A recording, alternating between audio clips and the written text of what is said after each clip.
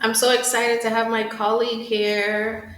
It's Akim Williams on the Grenadian Food Nutrition Council's Let's Chat. This is an opportunity for me to sit down once in a while with the nutritionists, nutrition officers here to talk about the work that they're doing and, most importantly, their perspective on particular matters.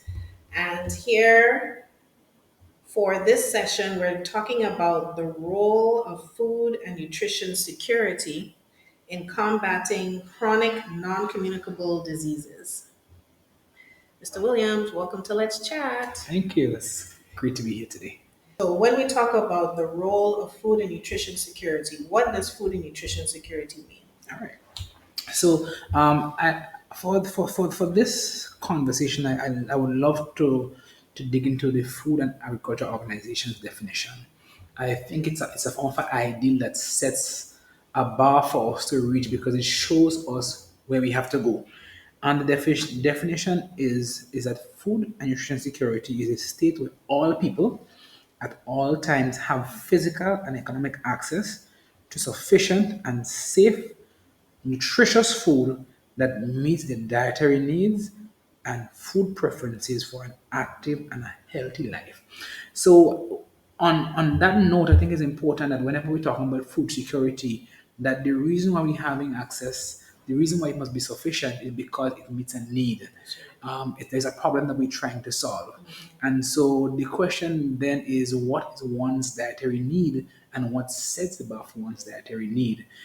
Until we can bring that conversation to the table, any and every approach to food security will fail because we are not measuring it against the need that it was actually designed to solve. And I think traditionally that has been the approach that has been used for years, and which is why we are seeing the impact on chronic diseases on a whole. And so that's what food and nutrition security is, from my understanding. Um, and I think it's a nice way to encapsulate the problem and how our approaches should solve the problem. Well, definitely if we're talking about to meet dietary needs, because depending on what type of disease that you have, you should eat a particular way, Correct. either to combat it or to help you Preventing. while you're going through the treatment process. So this gets into the second term, which is chronic non-communicable diseases. What does that term mean? So when we think of chronic, we think of any particular condition that lasts for more than three months. Yes. When we say it's non-communicable, it means that it cannot be transferred from one person to another by physical contact, by droplets, which we know which happens during the COVID pandemic, by those traditional public health means. Instead, that we get that it falls under the umbrella of things like diabetes, high blood pressure, um, cardiovascular disease, chronic kidney disease, obesity could be one of them as well. And there are a number of them. Things like chronic obstructive pulmonary disease. There are quite a few of them because they are long term in nature, yes, but they cannot necessarily be transferred from one person to another, so we say that they're non communicable. For those in particular, what we have seen is that the evidence suggests that one of the greatest factors that impacts these conditions is not just our genes, because sometimes we see that genes are destiny, but they're not. Someone had a saying, I can't remember who it's from directly, but I like to refer to it. It says that genes would load the gun, but our lifestyle pull the trigger. In the context of food security, to know where we are, we must be able to do an assessment or to test the temperature, as it were, as to the plate. Because the plate at the household level and at the individual level is what tells us whether or not an individual or a person is actually meeting those dietary needs that we talk about. When we look across the globe and we look at international organizations, what they've actually found is that there are a cluster of nutrients that they found that when they evaluate the food supply, especially in developing countries, that the populations were under consuming. So I'll just name a few. And so a few of those would be vitamin A. Yes, we know that by that vitamin A is a fat soluble vitamin and has a role in eye health, but not just that, it has a role in supporting so many different chemical reaction in the body. We think of things like magnesium. Magnesium is one of those things that I think is getting a lot of light now because it's significantly underconsumed, and the recommendation requires us to consume anywhere from about 200, I think, to 300 milligrams a day. But when you look at the foods that we consume in the individual serving, how much serving of one food, or how do I combine individual servings across 3 meals in a day and snacks to get what is the required amount? What you will find is that if you look at a typical eating pattern of persons who come to clinic, when you do a recall, it's in a lot of the whole grains and a lot of our peas and beans, and generally our diets are not rich in those foods. Our diets are rather rich in highly processed foods, and because of that, you find that there is a prolonged period where our intake is inadequate in the foods that provide those nutrients. If we see that these are essential nutrients, and we can only derive them in food, if we do not consume the food to which they are abundant in, then the chances are we're going to put our body in a place where there is chronic undernutrition for a long period of time. And what we've seen, magnesium as one single nutrient is responsible for over 300 biochemical actions in the body. So think actions related to diabetes management and blood pressure management. There's others like potassium as vitamin C, which is an antioxidant that supports immune health as well. Things like iron and anemia, that's another one. Omega 6 fatty acids, or omega 3 fatty acids, sorry, which we say plays a supportive role in inflammation, which also contributes to things like hypertension and also supports cognitive functioning and brain health. Now we're seeing Alzheimer's being added to the list of chronic non-communicable diseases, and what the evidence seems to be saying to us is that there is a very tight link between diabetes management or insulin resistance and Alzheimer's dementia. So it then shows us that the foods that we consume are impacting our diets in a very large way because our populations are not consuming foods that are abundant in the nutrition or the nutrients that support those biochemical functions. And leave it long enough, our body can survive, or we are very resilient beings. I think God did a really good job at creating the human body. But long enough, we are bound to see some impacts of underconsumption and undernutrition. In my reading, I have heard about magnesium, and it's now getting the light like you're speaking of. And the other one that's getting some more attention is vitamin D. Beautiful. Now, vitamin D is amazing because the reality is that vitamin D is not an abundant nutrient in the food supply. It's in a lot of countries, the understanding, for example, countries in North America, and so they've had to fortify their food. So they've had to add it to the food because it's not originally there. Vitamin D, gone are the days that we thought that it was predominantly bone health, but now we're seeing that it's playing a role not just in cognitive or overall function, but in immune function and so many different functions. The reality is, if you live in the Caribbean and you are of African descent, you have a dark skin complexion, that knocks at least 70 to 70% off of your ability to absorb vitamin D. Now, let's also think of what we wear. We are wearing clothes. If you're wearing a short sleeve like I'm wearing now, it means that the only parts of my body or the surface area that's exposed is my forearms and my face. Not enough to attract vitamin D. So that's also chopping roughly another 15 to 20% off. And what we see, the evidence, we see that the best times of the day to get vitamin D is anywhere from 10 o'clock to 2 o'clock. Let's look also at the habits or the behavior, because it's behaviors, the behavioral patterns of people within the society. We would realize that they're actually working, is that they're in a bus, in a condition, they're in an office within those times. So, granted, no wonder why I honestly believe that if we were to do a big study and poll a few people to assess their vitamin D levels, chances are we'll be one. I'll tell you why. What makes me say that? Because I had my vitamin D levels checked twice in a row when I traveled recently, and on both occasions they were insufficient. And I felt like I was in the sun and I was very active. I took my vitamin D, they gave me some supplements. I went back the following year and it was still insufficient. It begs the question, outside of me testing, because I would have never known. And knowing is how I can make an intervention to change that. Outside of me testing, how many people don't have the capacity to test, and how many persons are going wrong for 5, 10, 15, 20, 30 years with inadequate or insufficient amount of vitamin D to support their biochemical function? what stress does it put on the body? In a world where we have oxidative damage from the atmosphere, because I mean, just think of an iron. Iron is there in the atmosphere and it's rusting. You cut an apple, which is a living organism, and it browns in no time. You cut a piece of provision, that's the same oxidation, it's rusting. But that is also happening to us on a day-to-day basis from our body detoxifying food, whether it's alcohol consumption. So our body is existing in an environment where there are things naturally attacking it. And one of the ways we are able to protect the human body is through the food that we consume. Because if you look at vegetables and apple in its skin, it's protected. So that layer protects that. So when you think of berries and those colorful fruits, the antioxidants, we could call them in there, protect them. This is why if you take a lime and you squeeze it on an apple, it will not brown because the antioxidant is protecting it from the oxidative damage.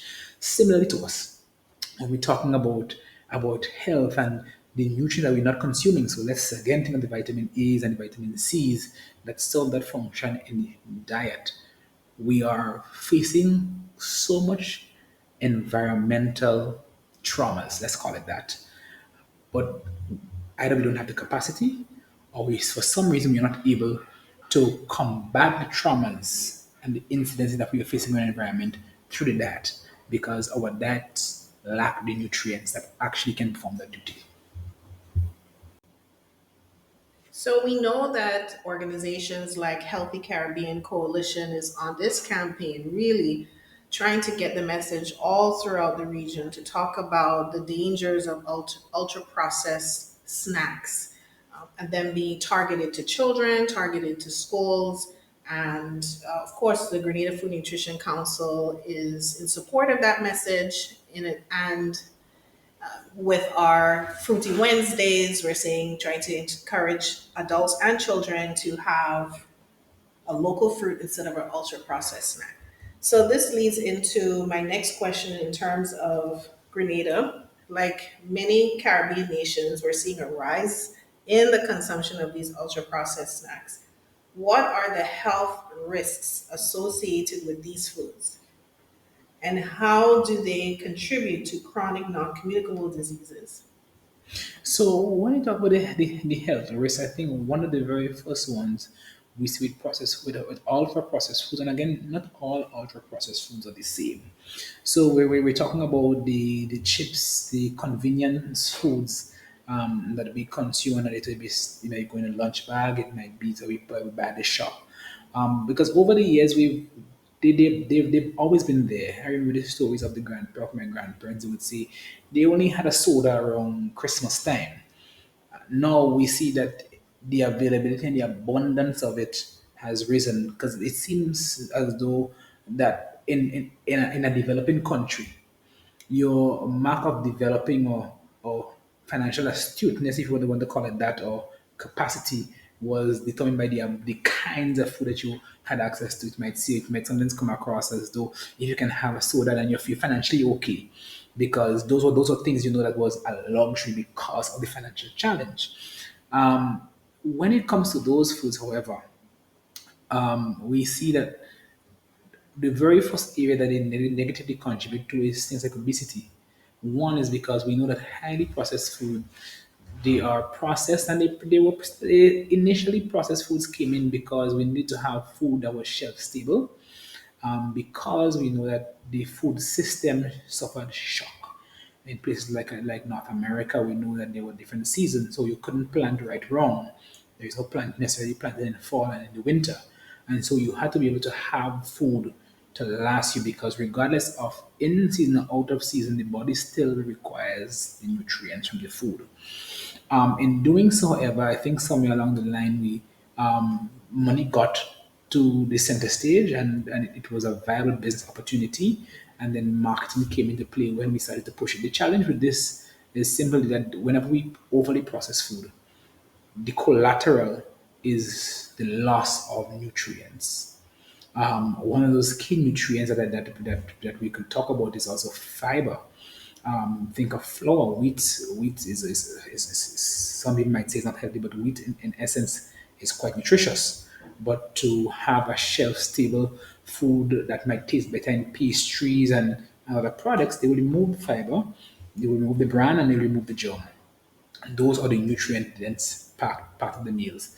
Now, if you take a time and you walk to the grocery store, think of the amount of food on a ratio. The amount of food that is made with white flour versus whole wheat flour. And then you'll also realize that with those foods, they're all low in fiber. Think of the amount of foods, and these are all carbohydrates again. Think of the breads, your pastas, your rice, but also if you go to the sugar section, those are all carbohydrate foods, they're simple sugars. If you go to the dressing section with the sauces, those are still all carbohydrates because they're mostly there's an abundant amount of sugar in them. So when you look at our food supply, no wonder why our foods are not going to be filling and we're eating more often. But also, as a society, in the name of development, we've gotten quite busy. And the business, it has also called for us to choose foods that are convenient that we can go on the fly. So in an effort to make it and to grow and to improve our financial situation, those foods came in handy. And it was an opportunity that I think companies and marketers took advantage of. But I always believe that you cannot bring what is not demanded. So I see that as being a loop that we somehow have to try to break. When you travel to a place like the US, convenience foods, they're there, but with the health consciousness, convenience foods have also taken a different route. You see pre-packed salads, you see meals that you can discover they're also quite healthy, whether they're frozen that you can go home and cook them, but they're healthy and they still have a lot of the nutritional value as opposed to the cookies and the cakes that we might consume or the fried chicken. And I'm not saying that these foods are bad because I believe that a lot of foods can fit within the context of a healthy lifestyle. The challenge is that these foods have taken up the majority of our eating patterns because you're busy. Some people don't want to have access to, don't want to go too far because in the hour lunchtime they may not be able to buy healthy food and maybe some crackers and cheese might be the most convenient thing. This goes up to the employer. How does that support their productivity in the workplace? So I mean, when we talk about chronic disease and the processed foods, how they come in, they came in as a way to solve a problem. And to many persons, it is a solution to a problem for them. If we must fix this, we somehow have to find a way in the middle because convenience will always be a thing. You're right. In other countries where health and the availability of food, of course, they really take it to a different level. There are supermarkets where there's an aisle that's designated to healthy Yep. foods, healthy snacks. You're right that there are prepackaged meals that are healthy and they're telling you what's in there. And so I think what though I like the way that you phrase it, the collateral Yep. damage in the processing is the loss of Yep. nutrients, and that's where, from your earlier comment in terms of nutrients and you being deficient of it, creates this issue of when you're having these chronic Yeah. non-communicable diseases coming on. On that leg, as we're talking about food preparation, GFNC from August raised the alarm about the dangers of reused cooking oil. It's dangerous for the person preparing it because the fumes are being inhaled, which could affect your lungs, especially if you're doing it long term, and also if you're consuming it. It actually can change your DNA. It can do all sorts of things. So, with that said, can you explain the health implications of this practice, other than what I just mentioned, and how it can be linked to chronic non-communicable diseases? So the first thing I'll say is that we know the oils have a smoke point, but whenever we the oil gets to that smoke point, we see that this damages the oil, and this contributes to what we see to the exacerbation of free radicals. The same thing that we talked about with the roasting and how they go and they attack the cells to break it down. We know, for example, that the burning of oil creates trans fats. And trans fats, what they tend to do, especially when it comes to cardiovascular health, is that they drop the cholesterol that responds for going out and scavenging and collecting all of those plaque and bringing it back to the liver to deposit it.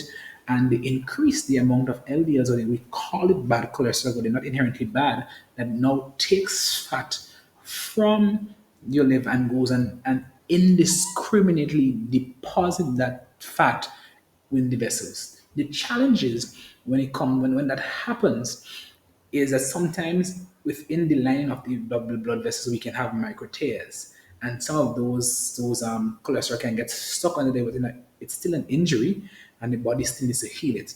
What it does in the long term is that it sometimes occludes or closes the space that the blood now has to pass through. The reality when it comes to health is that we don't have any control over what this happens. For some, it can happen in the brain.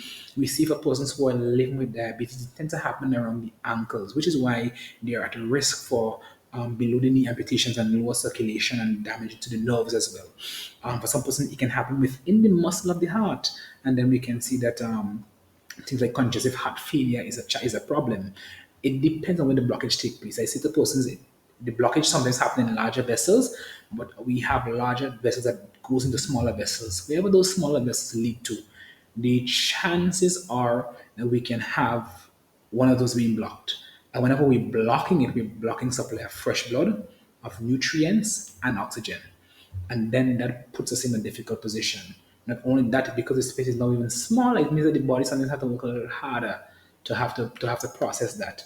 Yeah. So I think overall that oxidative or set of this cholesterol, those LDLs are actually going and when they're moving kind of crazy as it were, the oxidative damage, those actually contribute to having those tears. So not only are they causing bringing more cholesterol and plaque, but they're actually contributing to those micro tears along the endothelium, the lining of the blood vessels. And that's why it's concerning because we don't have any control with those thick space. One or two times you might get away, your body can heal itself, but sometimes when we look at our habits in the long term, I'm eating out often. I'm cooking in that particular way, and that's what we say is a lifestyle. Because eating it today is not going to end your life. But when you create a lifestyle, a habit that you're not conscious of, happens progressively. When we get to 40 and 50, we see these things coming home to call. Let's get into our foods because we are talking about food security and nutrition and how that goes hand in hand. Are there traditional Grenadian foods or dietary habits that we should return to or omit or promote widely as part of a healthier lifestyle? So I will recommend, and one of the things I think we should return to with a caveat. I think there is a great need for us to return to our local provisions as a choice of food to consume, however, not in the amounts they were consumed. I often say that when we look at the way we eat post slavery, our dads, in a way, our food system was designed by people whose intention was not good for us. And the intention was to have slaves work on the plantation, and so they got the ends of the meat, the pigtails, and in those days the chicken feet, and that's why as a culture we've grown to love those foods. But however, those foods are the foods that are sometimes high in saturated fats, and they're not healthy for us. The issue is that we sometimes compare it to our grandparents' lives and don't realize that our grandparents' world was as toxic as it is today.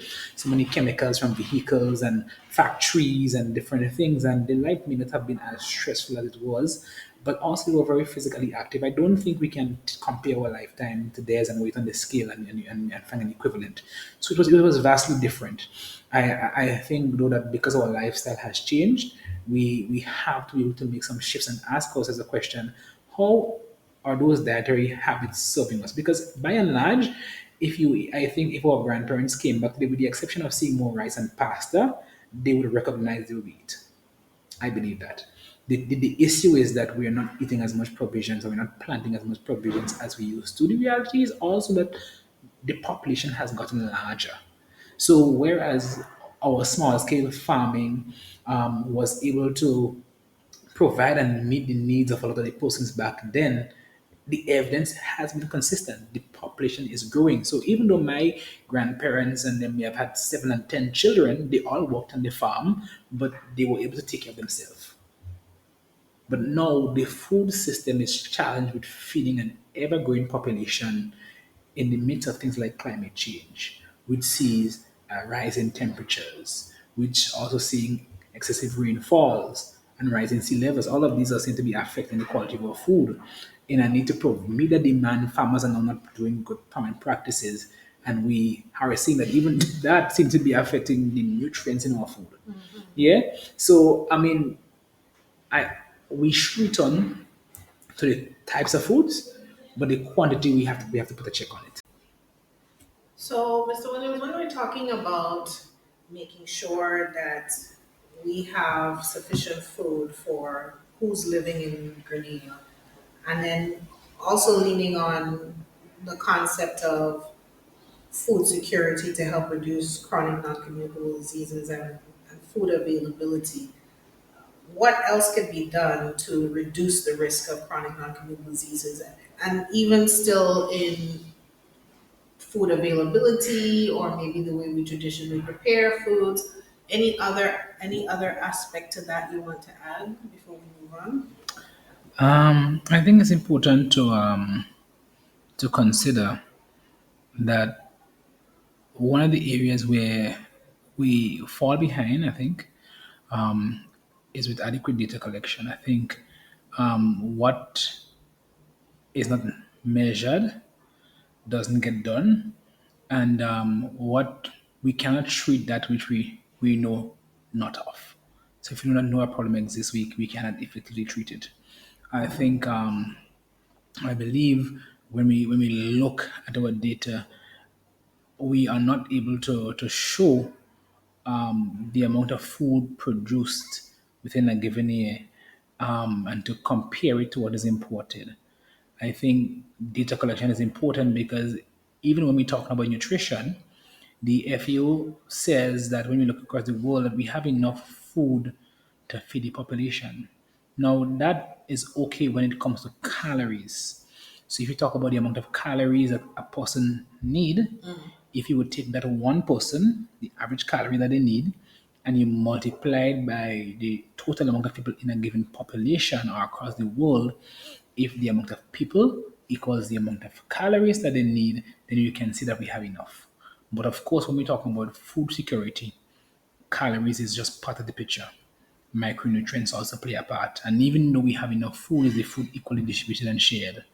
And so in other parts of the world, we talk about things like food desert and having access to the food physically near them. I think data collection, especially for small and developing states like ours that are prone to the impacts of climate change. I think if we want to be able to track our progress and to see and realize real progress, we have to have data to show. I mean, there's a strong need for us to put priorities into either building the system or creating an enabling environment. We have to either bring in more persons into data collection, data analytics, and so to process the data that we need on a national level. So we have people who are following our advice.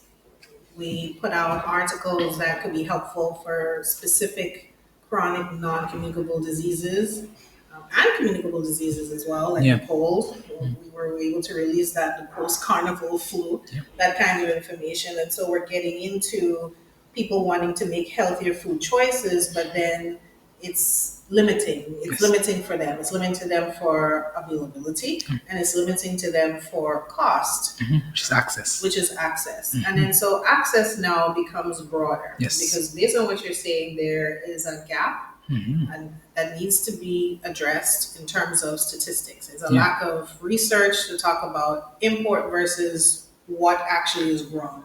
Because right now there seems to be a good working relationship with some farmers with major grocery stores or small stores across the island. And they were like, this is what I have. Do you want to purchase it? And then there's that exchange. But even in those transactions, which someone may seem as insignificant, it is important data Correct. for Very important. for it. So when we talk about that, then if based on what the information we do have, Grenada doesn't have enough, well then what is the suggestion about partnerships with the region? It's very important. And similarly to as is done, I think there was some work being done to in the health aspect to have some islands, and there was some work done to have some islands even be centers of excellence in health. This is not new, unfortunately. I happened on a book that is very old in the 1970s, I think it was, and there was some move by CARICOM as well to have this concerted effort, so that some countries would emphasize on some products. Given, for example, we know that Guyana, as a country in CARICOM, has a lot of land space. So it means that they can do better at producing rice. And then the rice, from a regional perspective, can somehow be considered local. And vice versa. So that if we understand, for us to achieve food security, the best approach, we have to work together as a region, where we know that some countries have expertise and then they can produce and supply certain things. We utilize that and we create the enabling environment, whether it's through policy, through trade agreements, partnership and agreements within CARICOM, because we already have free movement of goods and services, and labor and stuff. And I think those are some of the framework that we can use to push food security. Instead, if we have every country trying to do it for themselves, we will not succeed. Because in reality, when we look at the amount of food it takes to feed a population and the amount of staff, or the amount of not just staff but the amount of external supplies and things that we need to get it going, it will be challenging.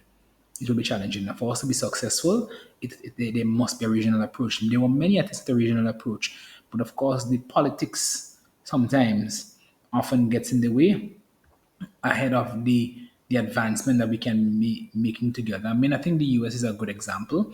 If you look at the US, it's similar in nature, and you have the United States, but everything that is consumed in one particular state is not necessarily grown in that state, and so they have this agreement and this relationship that allows for some things, wines to come all the way from California, grapes all the way from California, avocados all the way from California, sometimes all the way to New York, which is on the other end. And because California as compared to New York might be have a better climate for growing that and for growing grapes and stuff.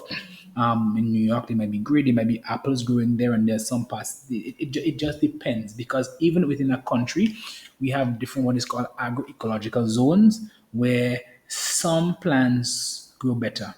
There is even something that talks about, when it comes to food security, precision agriculture, which means that instead of us wasting a lot of resources and just blanket putting fertilizers and using water, there are some areas that may not need as much watering, may not need as much fertilizer.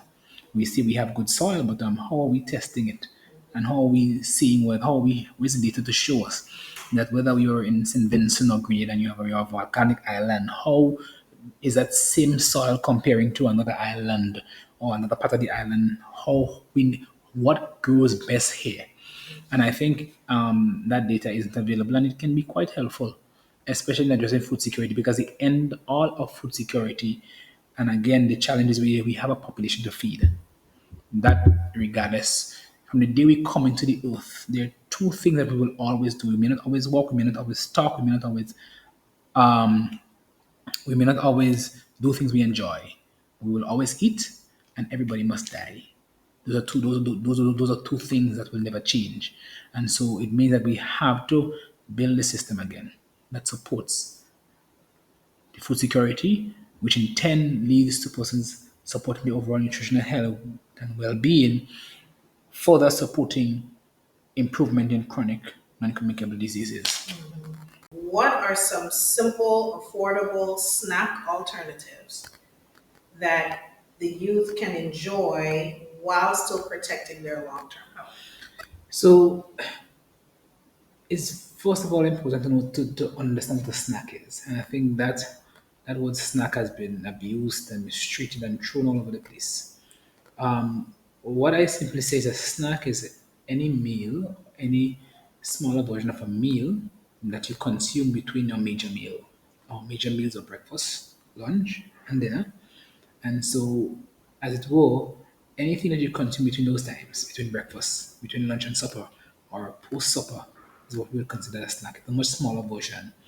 The relationship, however, is that there are different foods that can be included as a snack. It's just not as grand and as big as a meal. So, We say fruits are always a great option for snacks. Fruit and nut combos are always a good option for snack. A boiled egg can be a good snack depending on what you do. Sandwiches can be a good snack. Smoothies can be a good snack. And so it varies. So I always like to say to persons, we want to stay close to whatever is close to natural as possible, but it comes back to the issue and the area of convenience. And this is where innovation is needed for us as a country, because what is convenient and what are smaller versions of a meal that we would not consume as a meal but snacks would be the highly processed chips and stuff. But even those two sometimes can be included as part of a healthy diet. And so I don't want to just knock down the issues that we, because we don't have the capacity for whatever reason in the moment, we tend to fill the void with most of a food item as a snack versus balancing it together. And like for example, so there's a greater chance of somebody sitting and having an entire bag of chips versus saying, all right, I'm going to have some of these chips. I may have some avocado and mashed and make a guacamole, and I might have some cucumber slices with it. Or they might decide, all right, I might have a handful of nuts. I may have two slices of mango, and I might have some banana as a fruit. What else can I think about? And I also decide to have a few sliced pieces of cheese with it. No, that's a snack. Yeah, again, it's nutrient dense because it's all whole foods. But the issue comes back to what makes snack or the ability to be convenient, and that's where we struggle. Yeah, but these are some options that we can do. But of course, it means that if we're going on the go there is some extra work that we have to do beforehand. It also gives an idea and a rise to for innovation and for persons looking to make a business. These are some things that we may want to consider when you think of the cheese and crackers coming together in like a packet. Innovation, because it's convenient that you can grab and go, but it's crackers and it's cheese. If you decide to have a fruit with that, there you go, crackers and cheese. You know. So when it comes to healthy snacks, we always encourage persons to stay close to as natural as possible and include some form of a whole food that is very nutritious in there. It doesn't have to be the typical conquer alone. And always remember that we're filling the void because we're not balancing. Those are really some good suggestions. Sounded quite yummy, actually. And I think they're good for the youth to know that they too can take charge. We're getting older now where you are growing as a youth, you're growing, but you're starting to have more autonomy Yeah. and more agency over yourself. Yeah. But I think the advice that you've given is applicable to parents It is. because some parents would purchase a week of snacks for their children, and then what's better just bags of ultra processed. So this is Monday, Tuesday, Wednesday, Thursday, Friday, and that's the Yeah. highly ultra processed snacks that they're having every day. Yeah. And when we're saying break, we could say a snack that you have at break time, Yeah. a snack you may have just after school, Mm-hmm. and then what snack options do you have prepared Yeah. at home that could be quick for your child to munch on. Any advice for parents as it relates to that? So I always encourage parents whenever I talk to parents at clinics and at PTA meetings. Parents don't just have a role to play in providing, but they have a role to play in what I call intergenerational transfer of behavioral habits. The Bible says a good man leaves an inheritance for not just his children, but his children's children. And when you look at a lot of clients who come to clinics, a great majority of them present with a family history, a very strong family history of chronic disease. And when you look at the eating pattern was directly influenced. I think as parents, we have a responsibility to understand that it's easy for us, but how would we feel knowing that the eating habits, because children live what they learn, and we create the environment for them. The environment is further supported by manufacturing, but we have the agency to choose.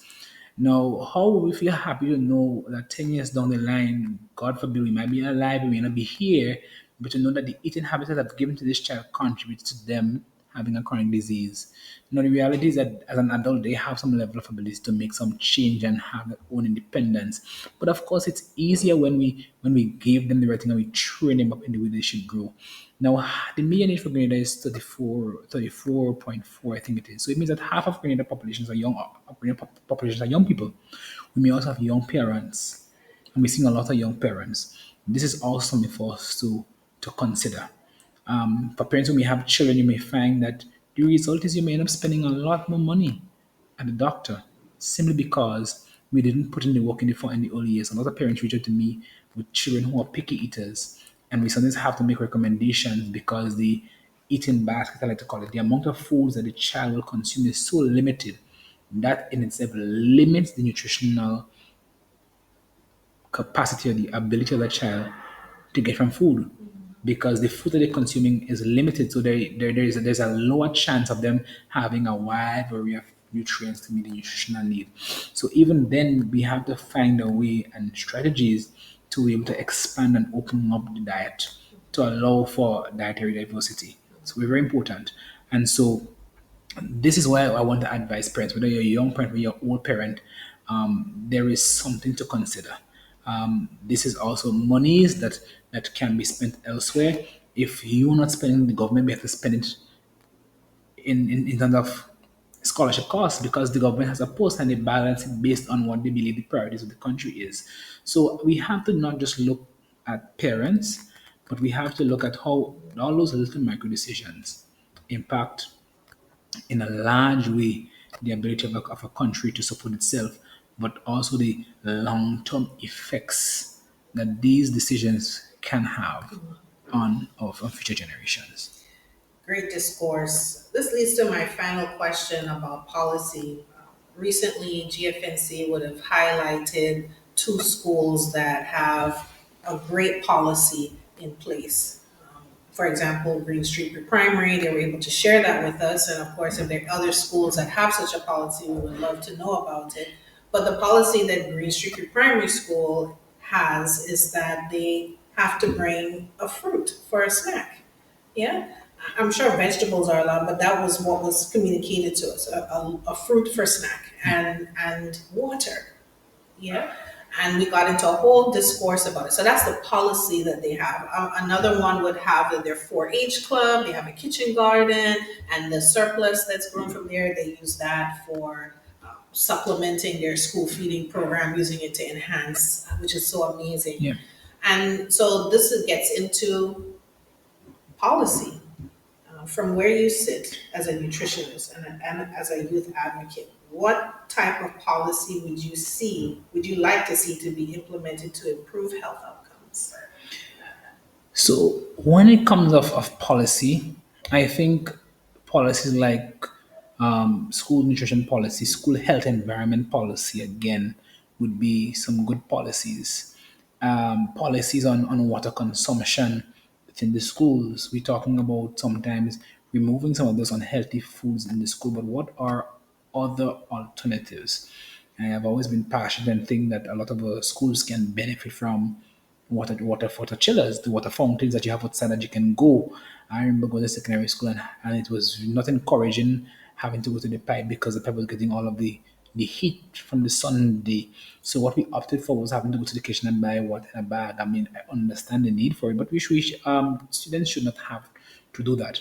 And so if we understand and I did a literature review a few years ago, and they found that as low as a 5% depletion in total body water can have a significant impact on concentration and a child's performance and memory.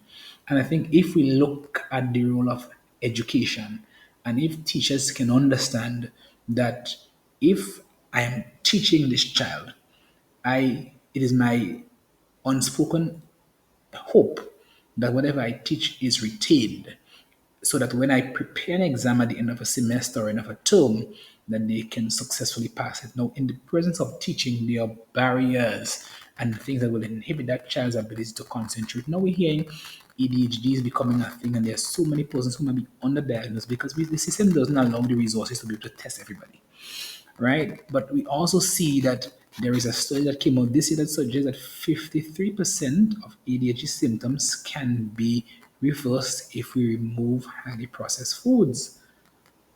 So to me, that is very telling. When we look and there seems to be a real tragedy, especially with our young men. That a lot of our young men are coming out of school and they don't have the skills and they go on the block. And it's also what I consider to be, I know that we need to push for skills, but I also feel like that's a bandage over. So because I remember going to school and there was a point when my grades simply wasn't agreeing with my what I wanted to be when I got older. And of course, as I'm older now, I can look back and see, okay, the X, Y, and Z. These are the things that barred me from it. At my stage now, I would never saw myself 12 years ago.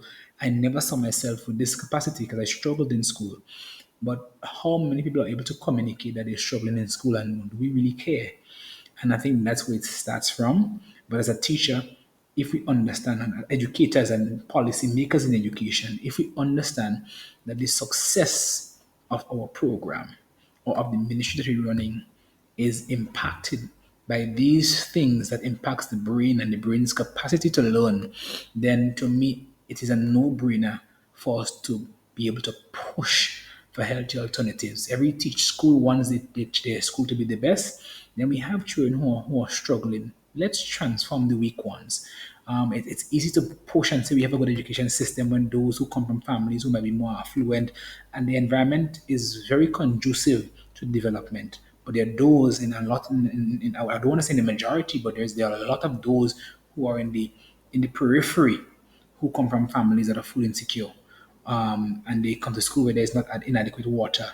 They cannot afford to buy fruits, and they have to depend on the school feeding program like I did for so many years. My mother couldn't afford it. How does that impact their learning outcomes? There was a news article I was listening in the US, and they were saying food insecurity was one of the greatest impactors on performance in school. And that to me was telling. And I think they were criticizing because the new Trump administration, I believe there was some decisions in terms of cutting on the school meal programs. I believe that's what I heard. It was one of the news articles, and to me, I said as a nutritionist, well, this is telling why for us it's so important for us to be intentional about what we do when it comes to school and not add to the problem. I know that sometimes we have those things at our events as fundraisers, and they're easy to sell and they can make a lot of money for the school. But then we make money to develop the physical infrastructure of the school, new classrooms. But students come to those classrooms and they cannot perform, and they go through the entire system, no pass levels, and we say, okay, let's send them to New because they need a skill. We ought to be mindful that this and what I call anti-intellectual culture could significantly be impacting the productivity of our country, because then we have to now put a bandage on the so youth programs and remedial programs to get them to get a baseline when they had 6 years in primary school and 5 years to get it together. It's not helping us. And the reality is somebody who is uneducated or who do not have the basic skills to survive, the reality is that their food and nutrition security will be poor. Because whenever we talk about food and nutrition security, the conversation of livelihoods is important. We must talk about livelihoods because livelihoods affects our ability to be food secure, but it also impacts our nutrition outcomes because it means that we now cannot afford healthy food. It means further down the road that we are more prone to chronic non-communicable diseases. And what does that say for a country whose health is mostly paid for by the government? It means that we will have to be bringing in more medication and more machineries to treat, to diagnose when we can simply be preventing it. But we cannot just look at primary health care in the clinic setting because it starts in the schools and in the homes. And this is where we can see that chain reaction that when we look at chronic diseases, it doesn't just start where we think it starts. It starts with us possibly also getting the education system right because everything ties in to food and nutrition security because it affects food security and it impacts one's food security later on in life, later on in life and the health outcomes. So This is why I'm passionate about it. And as a young person, we are. I am a young person coming, and we are going to be the ones 10 years from now to have to come and clean this mess up after everyone goes and leave the service. And so I believe that I have a role as a youth, a young person, to advocate for the changes that I want to see, so that even when I get older, I can feel proud that I would have contributed to the development of the system. It's a problem that we have to solve. We have to solve it together, but we need all of the players at the table, and we can no longer continue to build and to change system in isolation. And this is what we are feeling because we are not communicating. I heard Elon Musk said in the campaign trail, we have this, the systems are not talking to each other. And that's what's happening to us. And this is why we're not being successful. Because every decision made in education impacts food security, health impacts food security, social welfare impacts food security. Every sector, infrastructure impacts food security. We've been talking about building buildings, how are we incorporating green spaces, gardens, in our urban planning, all of those different things. Food security is impacted and it runs as a thread to all of our different sectors of government and our planning. They say tourism is everybody's business, food security is everybody's business. Because even our tourists who come, if we don't have the food, how are we feeding them? So I think there's a real need for policy that really supports the outcome that we want, and that creates an enabling environment for us as Grenadians to thrive and to succeed and to have the quality of life that we all hope and wish for. Well, let's hope the policymakers hear your advice, and thank you so much for being part of Let's Chat. The purpose of Let's Chat, organized by the Grenadian Food Nutrition Council, is just to sit down and talk with our nutritionists and nutrition officers to get inside their mind. They're busy every day doing things within their respective parishes. Mr. Akim Williams, he's responsible for St. George's, so he's in schools, he's in the clinics, he's in doing taking care of the elderly, giving presentations at businesses, and likewise all the other staff members. And so today we had a conversation about the role of food and nutrition security in combating chronic non-communicable diseases. And as you have educated me here, food security is tied into every facet of life. And there are some urgent messages that you have expressed here, and we will do our best to make sure the general public knows more about it. Thank You you. for your time. Thank you for having me. The Grenada Food and Nutrition Council, GFNC, has relocated to Archibald Avenue, St. George's. If you're interested in one-on-one nutritional counseling, please contact us at 473-440-2126. The initial consultation is $50, and follow-up sessions are $20 each. Each visit includes up to 60 minutes of personalized nutrition guidance. To make an appointment, call 440-2126.